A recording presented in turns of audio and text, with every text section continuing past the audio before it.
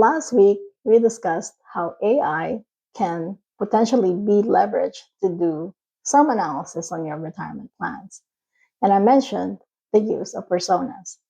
As I did more research into the topic of AI and financial analysis, there's actually multiple advanced techniques that we could use, and it would be very hard to unpack in one episode. And so this episode will focus on that one area with personas, but I'll kind of give you a framework of what I'm starting to think about. I want to show the map of what that looks like, and we'll call this an AI Sophistication Ladder. This ladder essentially shows different rungs on how you interact with AI to do financial analysis. Ring one is where most people start in their AI journey. This is asking AI very simple questions on simple topics. For example, can you tell me more about this fund called VOO? And it will give you back all the information that it can find on the internet on VOO. You get answers, but there's no consistency and there's no depth. Ring two is what I will call structured prompts. This is using AI with intention. That's what I touched on in our episode last week. Ring three is skills and personas. Skills by itself is a complicated topic, so we'll cover that in next episode. This week, we will focus on personas. A persona is essentially a workflow where you're providing the AI with a very specific perspective and a specific lens in which it views that analysis, often that of an expert. Ring four is where AI becomes your co pilot. It's essentially ongoing intelligence for your portfolio. Today, I want to focus on the single easiest and cheapest upgrade that you can do on your analysis. And it's available to anyone at any of these AI rings. This is called a persona. Here's the idea of a persona. Before you ask Claude or Perplexity or any of the AI tools we've covered about a stock or a fund that you're interested in, tell it who it has to be. Give it a role. Because the same question asked of a skeptical analyst, a fiduciary, or an accountant will yield different answers. Each of them will likely give you completely different yet complementary answers. This could be good perspective if you want to put your financial plan through a litmus test using these different perspectives. I'm going to show you a demo on how we can take our prompt from last week, asking Claude to analyze our proposed retirement plan, and run it through two different personas and see how different those results are. I'll first show what the generic response will look like. And then finally, I'll show the perspective from a fiduciary and accountant perspective as well. We'll point out the specific differences in their responses and how to take all that information into account as we make decisions on our plan. Okay, so we somehow lost the audio for this recording, so I'm gonna do a voiceover as best I can. Here I'm showing how we were doing the prompt from last week. Actually, I pared it down to show what a regular prompt would look like.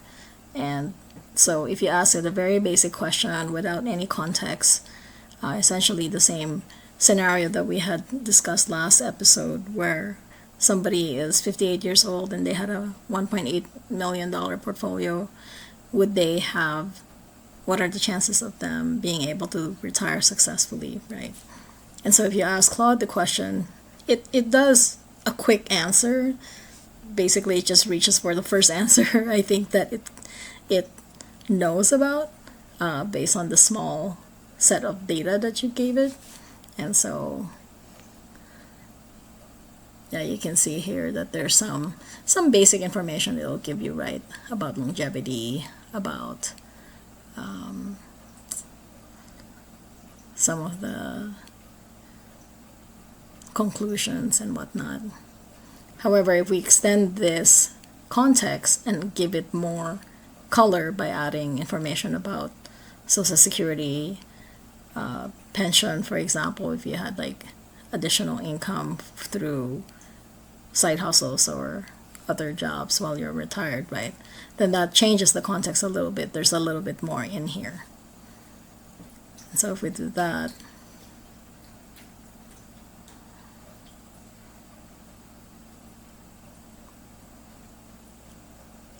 you'll see that there's likely more information that you'll get. And in this, I'm also saying please look at this analysis from the perspective of a fiduciary. So this is the first time that we're asking the AI agent to assume a persona or a role by using a fiduciary's perspective in reviewing this plan.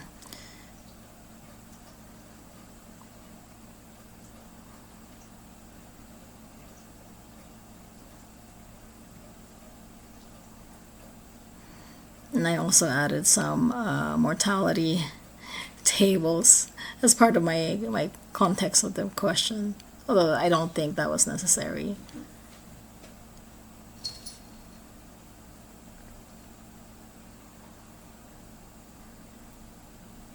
So you can see, giving it a persona, the agent does take a little longer to do its research and before it gives you an answer, because it really is going to try to apply that sort of lens.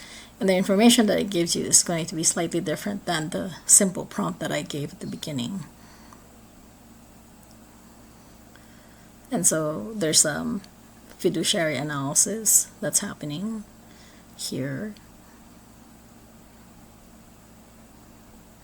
Then it starts talking about, if one thing that I didn't intentionally provide in my question is that how much the expenses are for this person, for this theoretical person, right? And so as a fiduciary, because it's their responsibility to make sure that they're acting out in your best interest, it behooves the AI agent to tell you that, look, if you're going to spend about $65,000-$70,000, then this plan may not work as well as it would have, right, given the parameters as you gave it, basically the 1.8 million, then your age, because you still have a number of years to bridge before Social Security will kick in. And so it will provide you its fiduciary opinion. Having said all that, though, there is still a disclaimer that Claude's going to give you, that it is not a CFP or a licensed professional, right? And therefore, you should take this advice with a grain of salt. Now, if I repeat the question again and give it another persona, this time I'm going to ask it to look at this from an accounting perspective, and also talk about if I can do Roth conversions, right? And I wanted to stay under the 12% tax bracket limit. How many conversions could I do before RMDs and IRMA kick in? And what does that look like? And so, this is going to be a different perspective of the same plan. So we'll just finish walking through this question.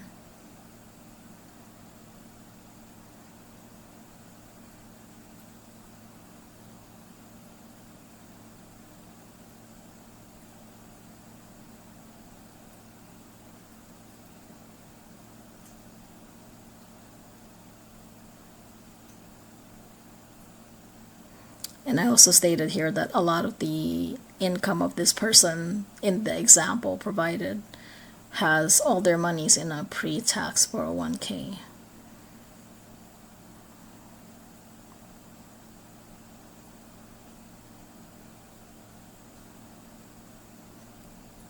And again, it does spend a little bit more time trying to dig up information before it starts to spit out an answer. And then now it's going to give you an an accountant perspective because I asked it to. And it correctly also states that because this person is withdrawing or needing 70,000 for their expenses, right? So that's their base withdrawal. There's really no headroom left at the top of the 12% bracket. So what the person was asking for is not possible, right? But I think down here it will say what is possible, that it looks like the person might be able to do withdrawals at the top, or do conversions, I mean, at the top of the 22% bracket. And what ages that can occur, and what would happen if they don't do a Roth conversion, and now they will have to do RMDs, the required minimum distributions.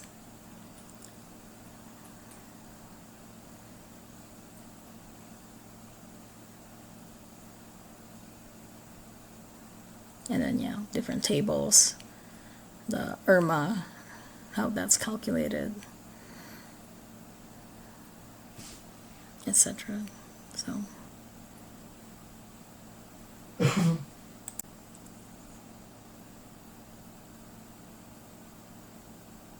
and again, once we get to the end of the analysis, there's the disclaimer again from Claude that it's not an accountant or a tax analyst or strategist.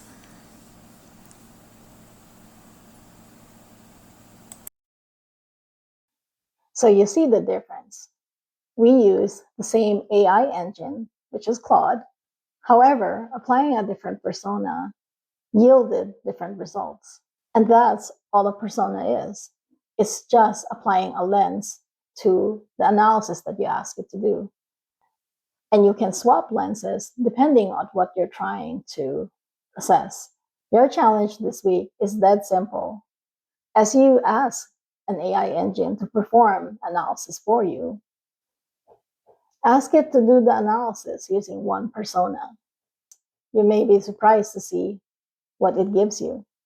For those who try it, let me know in the comments how that worked out for you, or what you found out. And then next week, we will discuss what AI skills are all about and how we can use that to do further financial analysis. Thanks for watching, and see you next time.